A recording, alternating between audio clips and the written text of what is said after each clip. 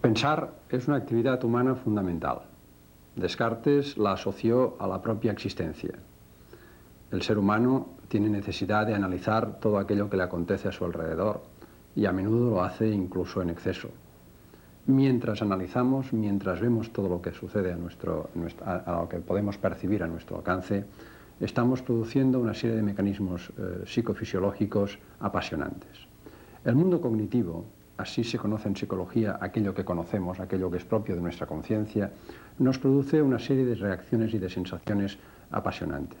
El conocimiento de cómo producimos pensamientos, de cómo elaboramos un pensamiento con otro, de cómo producimos ideas y de cómo éstas se entrecruzan para formar ideologías y para, junto con las emociones, estructurar creencias, es también un mundo apasionante.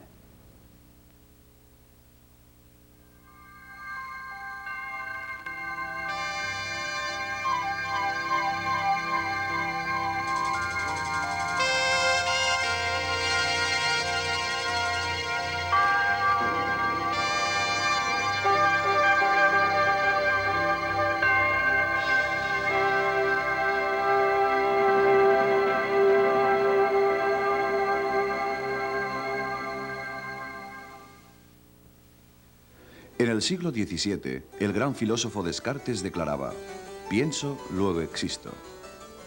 Él razonaba que sin el conocimiento de nuestros procesos de pensamiento no tendremos sentido de la identidad personal. Son nuestros pensamientos los que dan sentido a todo: recuerdos, experiencias, esperanzas. Entre todas las otras criaturas, solo los seres humanos tenemos la habilidad de pensar profunda y extensamente. Nos consideramos a nosotros mismos como el auténtico animal pensante. Pienso, luego existo. O en latín, cogito ergo sum. Cogito significa pienso, y su derivado, cognición, es el término general que usamos para las formas de conocimiento. Esto incluye recuerdos, decisiones, planificaciones, resolución de problemas y comunicación de ideas. El estudio de estos procesos mentales superiores se conoce como psicología cognitiva. Los psicólogos cognitivos estudian cómo la gente captura la información, la almacena, la transforma y la manipula. Aunque conocemos el pensamiento desde hace muchos siglos, solo recientemente los investigadores han empezado a descubrir cómo pensamos. Howard Gardner, de Harvard, es uno de los principales psicólogos cognitivos del país.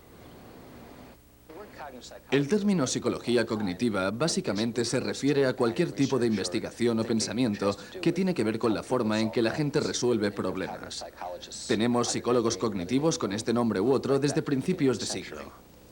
Después de la Segunda Guerra Mundial, cuando se inventaron los ordenadores, se empezó a decir que estos podían resolver problemas. Si logramos entender su funcionamiento básico, podríamos considerar la mente humana como si fuera cierta clase de ordenador, un tipo de sistema que procesa información. Investigadores que procedían de campos tan distintos como la psicología, la filosofía, la lingüística u otras disciplinas, se denominaron a sí mismos científicos cognitivos. En los años 30 y 40, el conductismo era el área más importante de la psicología y los psicólogos creían que solo era importante prestar atención a las acciones y a los comportamientos que se podían medir. No hacían distinciones entre comportamientos animales, comportamientos infantiles y comportamientos adultos. Además, los estudiosos del comportamiento temían hablar acerca de cualquier tipo de representación interna.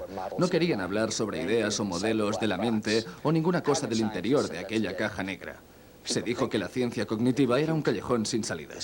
La gente piensa, ordena, resuelve problemas, tiene imágenes y esquemas en su cabeza. Todo esto es el pensamiento. Y si le concedemos a una máquina el derecho a pensar, debemos permitir a los seres humanos el mismo derecho. Una parte importante de la ciencia cognitiva era apuntar en una dirección positiva más que en una dirección sin salida.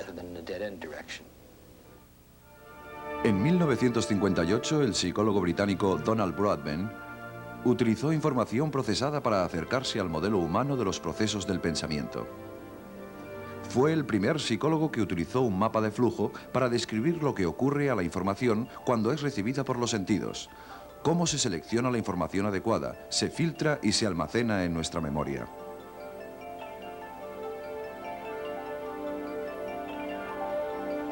Este acercamiento a la información procesada se ha mostrado muy valioso, porque analiza los procesos cognitivos como secuencias de etapas ordenadas. Estas etapas pueden trazarse como información que fluye a través del sistema mental, como si la mente fuera un ordenador.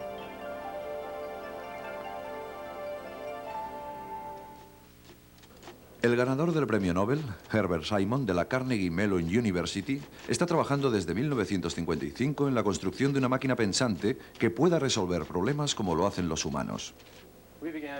Nos interesamos en la posibilidad de utilizar los ordenadores como una vía para modelar y pensar acerca del pensamiento humano.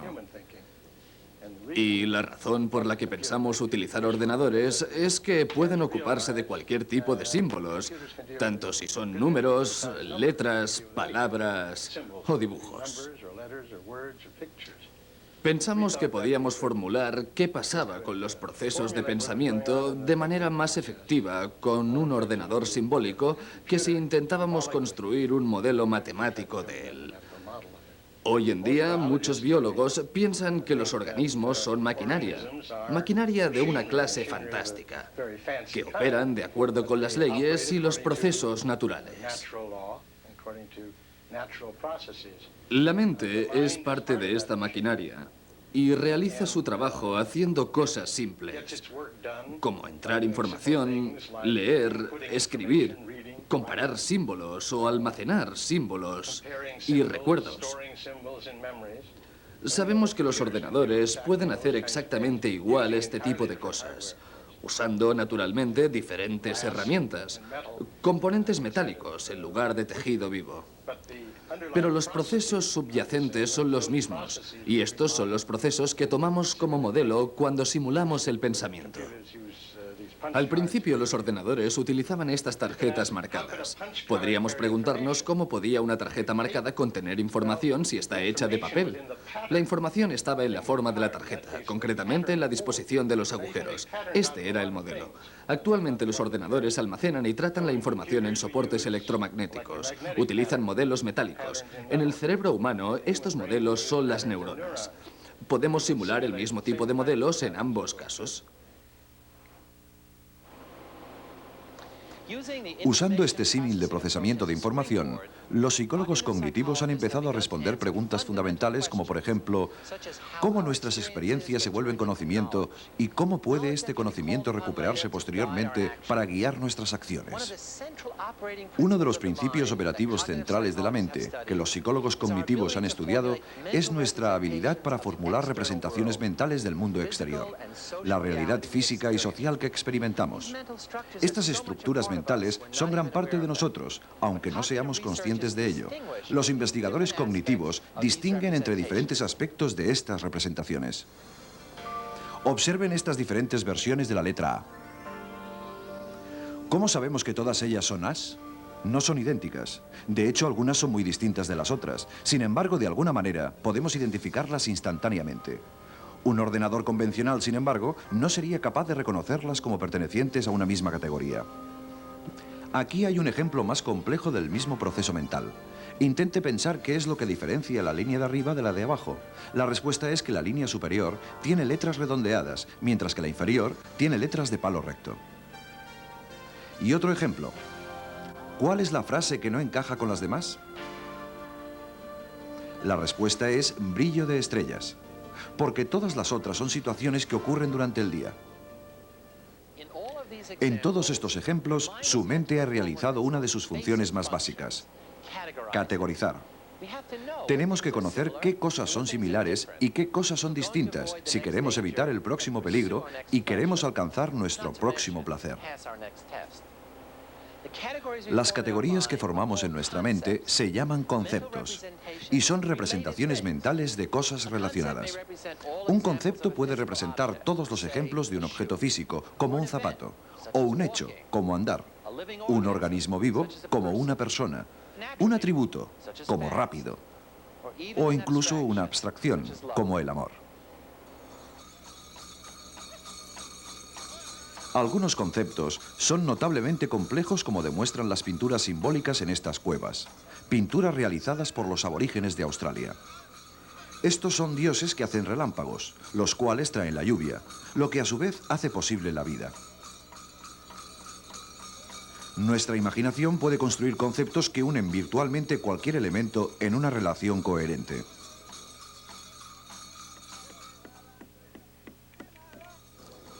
Los aborígenes tienen también una categoría que incluye mujeres, fuego y otras cosas peligrosas. En su mitología, el sol es la mujer de la luna, la cual une a las mujeres como esposas al sol. Y el sol, igual que el fuego, da calor. Así, el fuego también está unido a las mujeres. Y dado que el fuego es peligroso, todas las cosas peligrosas van a parar a la misma olla.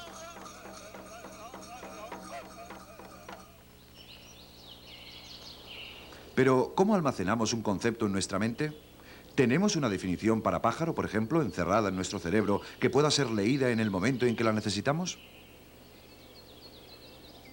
Hoy en día, se cree que muchos de nuestros conceptos incluyen una representación del elemento más típico de la categoría, llamado prototipo. Por ejemplo, muchos de nosotros consideramos en nuestra mente al petirrojo como el prototipo de pájaro, mientras que muy pocos piensan en el pavo como prototipo de pájaro, excepto el día de Navidad, naturalmente. También tendemos a organizar los conceptos jerárquicamente. ¿Es esta una pieza del mobiliario, una silla de despacho o solo una silla? Para la mayoría de propósitos pensamos en ella como la última, solo una silla. Este es el nivel básico en la jerarquía del concepto silla y nos da los detalles suficientes que habitualmente necesitamos.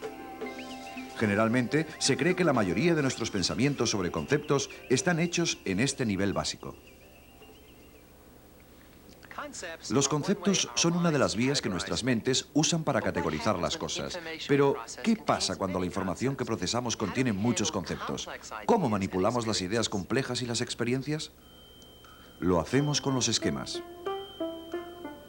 Tomemos esta frase como ejemplo. Jim se molestó cuando se dio cuenta que había olvidado poner la mostaza en la cesta. ¿Por qué entendemos instantáneamente lo que significa?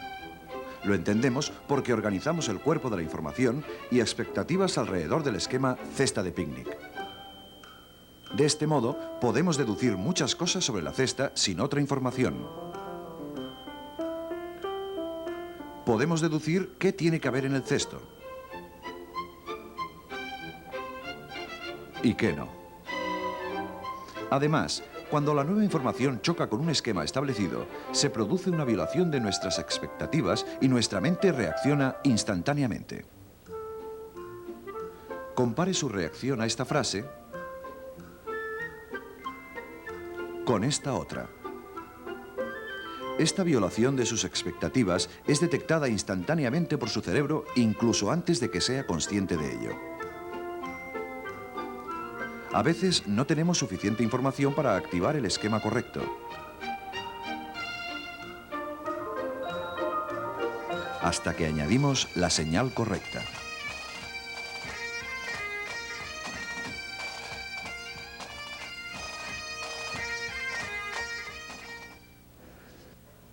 Y a veces activamos completamente el esquema erróneo. Mire bien este dibujo. Es un ejemplo de cómo nuestra interpretación de información nueva puede convertirse en falsa o parcial. Trate de recordar la imagen que acaba de ver. ¿Qué es lo que estaba ocurriendo? Para la mayoría de sujetos preguntados, el cuchillo lo tenía el hombre negro. Estos sujetos reconstruyeron la información del dibujo alrededor de sus propios esquemas parciales en los que los negros son siempre los agresores. De esta forma, en sus mentes, el cuchillo cambió de manos del agresor blanco al negro inocente. Veamos otro ejemplo. ¿Qué está más al norte, Seattle o Montreal? ¿Y qué está más al oeste? ¿La entrada al Canal de Panamá por el lado del Océano Pacífico o la entrada por el Atlántico? De hecho, Seattle está más al norte, pero normalmente pensamos que es Montreal porque situamos Canadá siempre al norte de los Estados Unidos. Y es la entrada al canal por el Atlántico la que está más al oeste, a pesar de que asumimos que el Pacífico está siempre al oeste del Atlántico. Estos errores ocurren porque nos basamos en nuestros mapas mentales. Estos mapas pueden agrandar lugares familiares cercanos y acercar lugares lejanos, como esta caricatura del mundo vista desde la perspectiva de un ciudadano de Boston. También almacenamos dibujos mentales de objetos como este y los examinamos en nuestras mentes del mismo modo que exploramos los objetos reales con nuestros ojos. Ahora volvamos a pensar en el dibujo de la barca. ¿Tenía parabrisas? ¿Tenía ancla? Cuando el investigador Steve Coslin formuló a los sujetos cada una de estas cuestiones, ellos intentaban responder lo más rápido posible apretando un botón. Los resultados indicaron que les tomó más tiempo recordar que había un ancla que un parabrisas. Esta reacción más lenta significa que los sujetos estuvieron examinando una imagen visual de una barca en sus mentes. Y dado que el ancla estaba más lejos que el parabrisas cuando examinaron la imagen, empezando desde la parte trasera de la barca, les tomó más tiempo ver el ancla con los ojos de la mente. Un resultado similar ocurrió cuando se preguntó a los sujetos si cada una de estas letras era una R normal o una imagen en el espejo. Cuanto más se había girado la R, más tiempo les tomó a los sujetos contestar porque en sus mentes tenían que volver a girar las R's a su posición correcta. A diferencia de los ordenadores, los humanos a menudo procesamos la información ineficazmente. Cuando se pidió a los sujetos que planificaran un día de compras, por ejemplo, lo hicieron yendo hacia adelante y hacia atrás. Esto es debido a que en lugar de razonar el problema en una dirección lineal, tendemos a procesar la información de acuerdo con el sentido que tiene para nosotros. Si usted prefiere ir a una librería mejor que a una droguería, esto tendrá efecto en cómo solucionar el problema de planificar un día de compras. De hecho, el contenido del problema a menudo determina cómo podemos resolverlo. Si por el contrario fuéramos lógicos, la forma del problema, no el contenido, sería el factor crucial. Así, incluso pensando que la solución a los problemas humanos puede ser racional, no hemos sido diseñados para ser excesivamente lógicos. Y ahí es donde nos separamos de los ordenadores. Usando ordenadores como modelo del pensamiento nos ha enseñado que los seres humanos no somos excesivamente racionales. La manera en que aplicamos estereotípicas formas de pensar, maneras perjudiciales de pensar, pensamientos que vienen precedidos de una imagen mejor que de proposiciones razonadas. Resulta paradójico que tan solo usando un ordenador como modelo de pensamiento hemos podido ver distintas situaciones en las que el comportamiento humano se desvía totalmente del típico razonamiento paso a paso, sistemático y lógico. Mientras los investigadores han intentado entender el funcionamiento de la mente, tanto racional como irracional, muchos han pasado por alto la máquina que realmente nos dirige. Ahora, algunos científicos cognitivos se empiezan a preguntar cómo la fisiología del cerebro nos capacita para razonar, aprender y recordar. Michael Posner, de la Universidad de Oregón, utiliza técnicas de imaginación cerebral para explorar qué partes del cerebro son usadas en específicas tareas cognitivas como la lectura. En la actualidad podemos estudiar los mecanismos de lectura usando un método llamado Positron Emission Tomography, el cual permite mirar el flujo de la sangre en diferentes áreas localizadas del cerebro, en gente normal, al realizar tareas cognitivas como la lectura.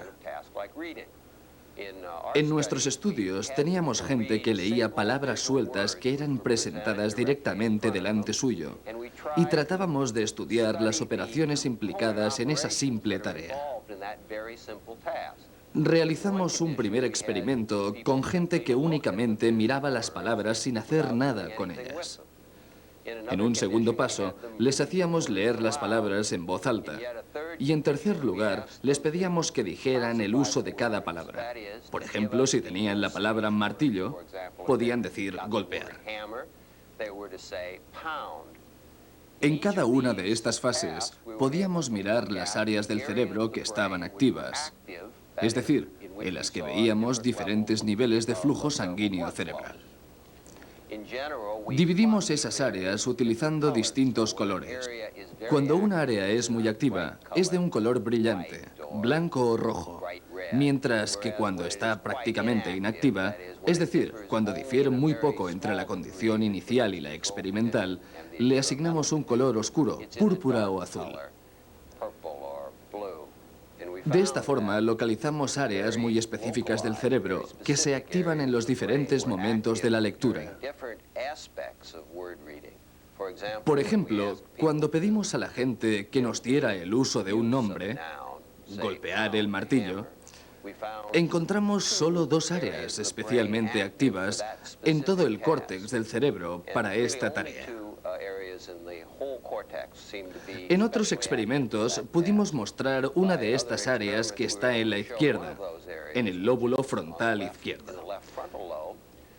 Estaba relacionada con la asociación entre martillo y golpear.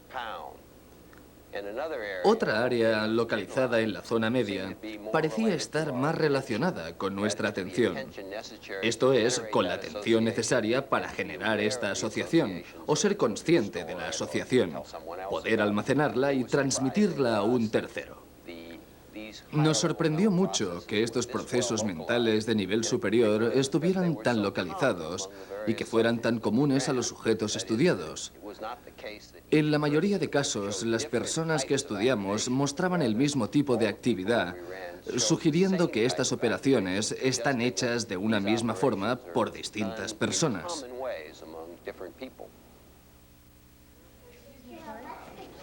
Mientras algunos científicos intentan descubrir cómo trabaja nuestra mente, otros tratan de aplicar este conocimiento en la vida cotidiana, especialmente en la educación. Robert Glaser es el director del Centro de Aprendizaje, Investigación y Desarrollo de la Universidad de Pittsburgh. La misión principal del LRDC es el estudio del aprendizaje en todas sus formas. En las escuelas, con la gente que aprende en la calle, con la que aprende en los pueblos, a gente que aprende en culturas sin escuelas. La naturaleza del aprendizaje en todas sus formas. Algunos trabajan en la lectura y la comprensión. Examinan la relación entre habilidades básicas y lectura y niveles más altos de comprensión.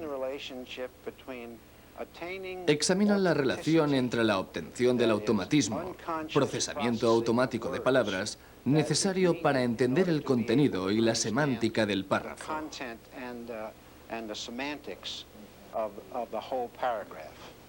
Están muy interesados en la relación entre individuos que no han desarrollado las habilidades básicas e individuos que han desarrollado altos niveles de comprensión. Por ejemplo, para aprender a jugar al tenis, se ha de dedicar mucho tiempo a desarrollar los golpes básicos. Una vez se dominan, estos golpes no necesitan más que atención consciente. Se convierten en algo relativamente inconsciente o realizado automáticamente. De esta misma forma, liberamos nuestra memoria para ser capaces de prestar atención al sentido, significado y estructura de lo que gente está oyendo o leyendo. Esta relación entre los aspectos conscientes y los aspectos inconscientes de los procesos de nivel superior es uno de los estudios que estamos realizando. Investigadores del LRDC han estado horas y horas grabando a profesores de escuelas elementales, observando de qué forma enseñan aritmética a los niños y están tratando de examinar cuál es la experiencia del profesor. ¿Cuál es el desarrollo de los profesores experimentados? ¿Qué forma de explicación dan a sus alumnos? ¿Cómo manejan sus respuestas a los alumnos? ¿Cómo los motivan? Intentamos entender cuál es la naturaleza de la explicación, cómo estimulan a los alumnos y cómo los hacen pensar.